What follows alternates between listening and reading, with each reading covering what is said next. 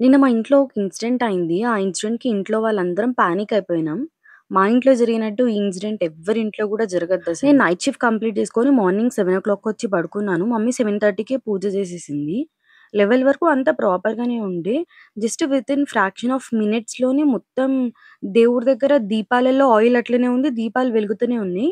కానీ దానికి కొంచెం దూరంలో మొత్తం అంటుకుపోయింది. అసలు వితిన్ ఫ్రాక్షన్ ఆఫ్ మినిట్స్‌లో మొత్తం రూఫ్ టాప్ వరకు వెళ్ళిపోయింది ఫైర్ అనేది. ఇంట్లో ఎవ్వరూ లేరు. నేను పడుకొనున్నాను. మమ్మీ ఉంది.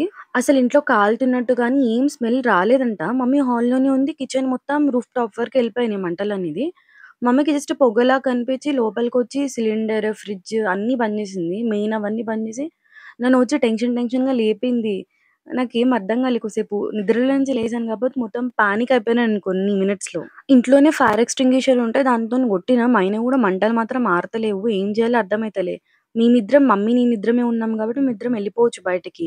కానీ ఇంట్లో బెడ్ రిడన్ అయిన మా నానమ్మ ఉంది. మా నానమ్మతోని నాకు చాలా టెన్షన్ అయిపోయిందసలు. ఇక మా అత్తమ్మ హెల్ప్ తీసుకొని మా నానమ్మని బయటకి తీసుకొని ఎళ్ళిపోయి ఇక వాటర్ కొట్టేసినాం. వాటర్ కొట్టిన తర్వాత అప్పుడు కంట్రోల్‌లోకి అయినియి.